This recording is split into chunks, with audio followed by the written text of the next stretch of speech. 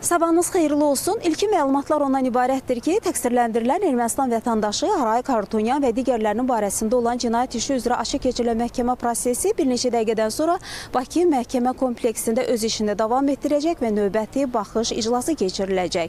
Bugünkü iclasda ilkin məlumatlara görə iş üzrə keçən sənədlərin elan olunması ilə proses davam etdiriləcək. Qeyd edək ki, bu cinayət işi üzrə çoxsaylı sənədlər toplanıb. Onlar 2548 epizod üzrə toplanmış hüquqi sənədlərdir.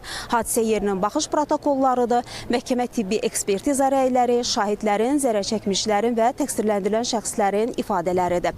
Onlar 1988-ci ildən başlayaraq Ermənistan Azərbaycana qarşı apardığı təcavüzkar müharibə nəticəsində ölkəmizə və xalqımıza qarşı törədilmiş çoxsaylı cinayətlər zamanı toplanmış çoxsaylı sübutlardır ki, məhkəmə prosesində hər biri ayrı-ayrılıqda tədqiq olunur. Hazırki mərhələdə 1-ci Qarabağ müharibəsindən sonraki dövrdə törədilmiş cinayət hadisələri üzrə toplanmış sənədlər məhkəmə prosesində tədqiq olunur. Sənədlərin tədqiqi zamanı eyni zamanda təqsirləndirilən şəxslərdə müxtəlif vəsadətlər verirlər məhkəməyə. Həmin vəsadətlərin böyük bir hissəsi, təbii ki, qanun çərçivəsində olan vəsadətlərin böyük bir hissəsi məhkəmə tərəfindən qəbul olunur və nəzərə alınır. Proses açıq keçirilir.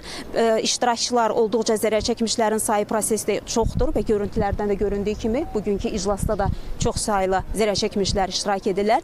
Onlar həm zərərçəkmişlər və həm də zərərçəkmişlərin hüquqi varisləridir. Məhkəmə prosesində əyləşirlər, ifadə verirlər, eyni zamanda məhkəmədən ədalət tələb edirlər. Zərərçəkmişlərin hüquqlarını isə onların qanuni nümayəndələri müdafiə edir. Eyni zamanda bir xatırlatma da aparaq ki, təqsirləndirilən şəxslərə də 2 müdafiəçi ayrılıb. Onların hüquqlarını müdafiə etməkdən ötürü eyni zamanda onlar fikirlərini, ifadələrini sərbəst şəkildə ifadə etmələri üçün onlara rus və erməni dilində tərcüməçi ayrılıb. Hələlik bu saata çatdıracaqlarımız bu qədər, amma biz xəbərlərin növbəti buraxılışında bugünkü iclasla bağlı daha geniş məlumatları tamaşaçılara çatdırmağa çalışacağıq.